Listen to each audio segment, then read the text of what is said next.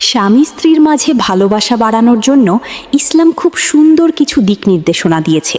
শুধু আবেগ নয়, বরং দয়া, সম্মান, ধৈর্য ও আল্লাহর সন্তুষ্টির ভিত্তিতে সম্পর্ক গড়ে তুলতে বলা হয়েছে। কয়েকটি গুরুত্বপূর্ণ আমল ও অভ্যাস নিচে দেওয়া হলো। 1. আল্লাহর জন্য একে অপরকে ভালোবাসা। বিয়ের সম্পর্ককে শুধু দুনিয়াবি সম্পর্ক না ভেবে ইবাদতের অংশ মনে করতে হবে। যখন স্বামী স্ত্রী আল্লাহর সন্তুষ্টির জন্য একে অপরের হক আদায় করে, তখন সম্পর্ক মজবুত হয়। 2.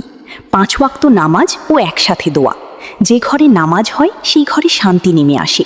মাঝে মাঝে একসাথে দোয়া করুন, হে আল্লাহ, আমাদের অন্তরে ভালোবাসা ও রহমত দান করুন। 3. সুন্দর কথা বলা। রাসূল সাল্লাল্লাহু আলাইহি ওয়াসাল্লাম বলেছেন, ভালো কথা সদকা। স্বামী স্ত্রী একে অপরকে সম্মান দিয়ে কথা বললে মন আরও কাছে আসে। রাগের সময় কটু কথা না বলাই উত্তম। 4. ছোট ছোট যত্ন নেওয়া।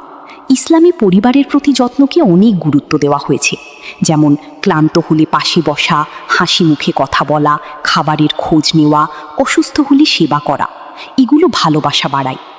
5. ক্ষমা করার অভ্যাস। মানুষ ভুল করবেই। ইসলাম সম্পর্ক টিকিয়ে রাখতে ক্ষমাকে উৎসাহ দেয়। প্রতিটি ছোট ভুল নিয়ে ঝগড়া না করে ধৈর্য ধরতে হবে। 6. একে অপরের ভালো দিক দেখা। শুধু দোষ দেখলে সম্পর্ক দুর্বল হয়, বরং ভালো গুণগুলোর প্রশংসা করুন। রাসূল সাল্লাল্লাহু আলাইহি ওয়াসাল্লাম স্বামীদের স্ত্রীদের ভালো দিকগুলোর প্রতি নজর দিতে বলেছেন। 7. গোপন বিষয় রক্ষা করা। স্বামী স্ত্রীর ব্যক্তিগত কথা অন্যের কাছে বলা ইসলাম পছন্দ করে না। একে অপরের সম্মান ও গোপনীয়তা রক্ষা করলে বিশ্বাস বাড়ে। 8. কুরআন তিলাওয়াত ও ইসলামী পরিবেশ। ঘরে কুরআনের তিলাওয়াত, ইসলামী আলোচনা ও ভালো পরিবেশ থাকলে হৃদয় নরম হয় এবং সম্পর্কেও বরকত আসে। 9. রাগ নিয়ন্ত্রণ করা।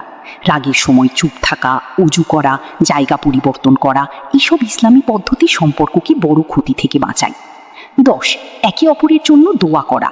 নিয়মিত দোয়া করুন, রাব্বানা হাবলানা মিন আজওয়াজিনা ওয়া যুররিয়াতিনা কুররাতা আইয়ুন।